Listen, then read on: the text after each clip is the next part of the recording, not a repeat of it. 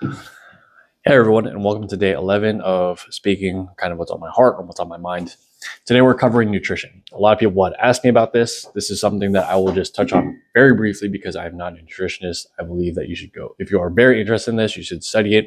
You should find a nutritionist, and whoever's work you're studying or whoever's work you're following or whoever's advice you're getting, I would suggest that you find someone who has either coached someone in this area before. So someone who's coached marathon runners on what to eat and how to fuel themselves is going to have a different program for fighters because we use different energy systems. We use different muscles in different ways. Find someone who has coached. If you're here for Taekwondo stuff, find someone who has coached fighters before in nutrition and get their advice and how they did it and how the effects were of that. Because obviously they've produced. If you're here for the weight loss, same idea. Find someone who has helped people lose weight before and what did they recommend to eat, et cetera, et cetera.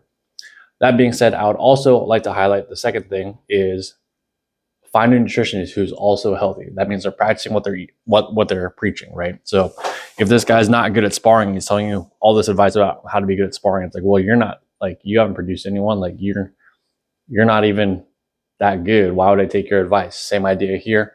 If this person is eating correctly, they should be relatively fit. That just makes sense. So make sure you're taking advice from that guy.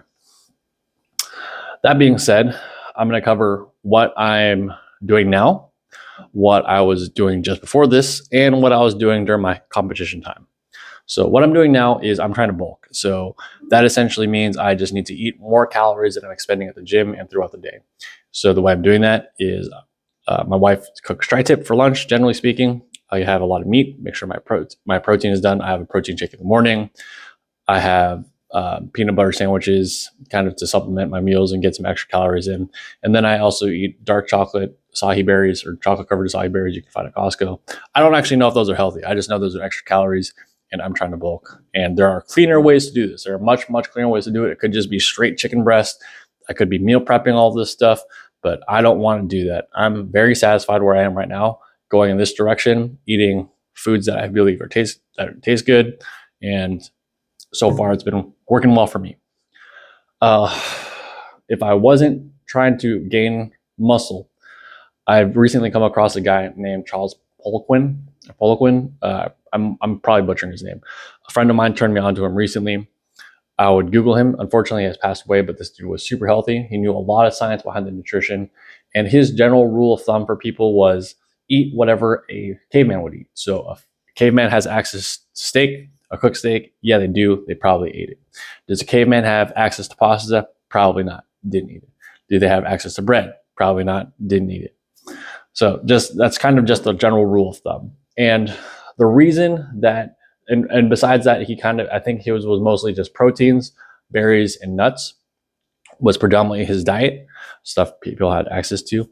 But I want to reiterate for people who are in this camp of mine right now, where they're just trying to maintain health, or in my case, gain muscle. So you need to be eating more than you're expending throughout the day.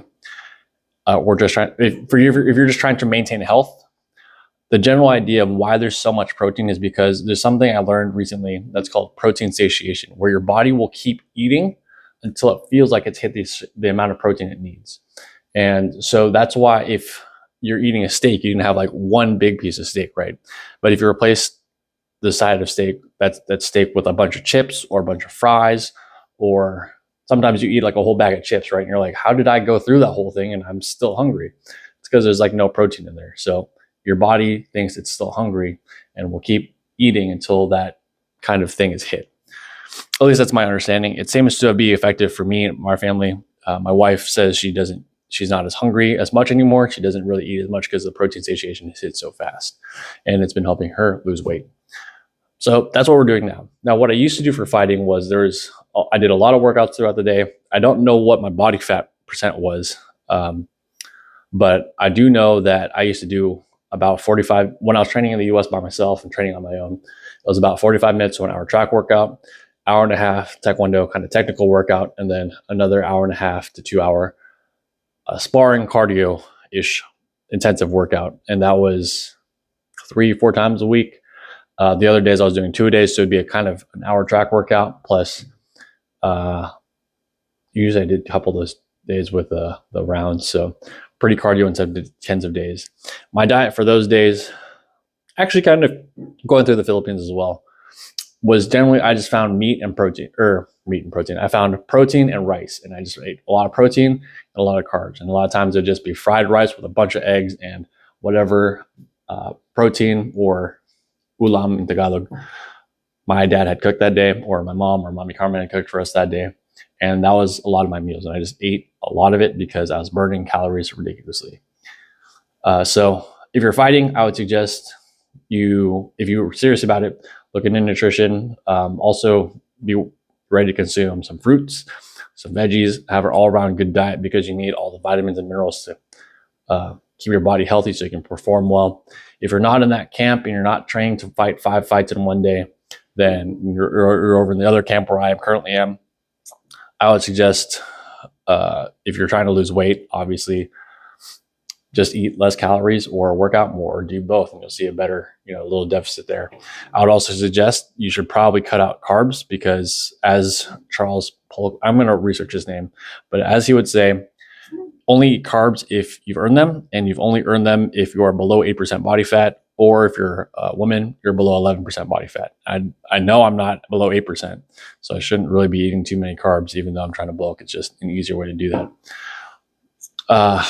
But keep that in mind as you guys are eating and picking your meals, depending on what your goals are. I hope this was helpful. I hope this was helpful to you. I will see you guys tomorrow for day 12.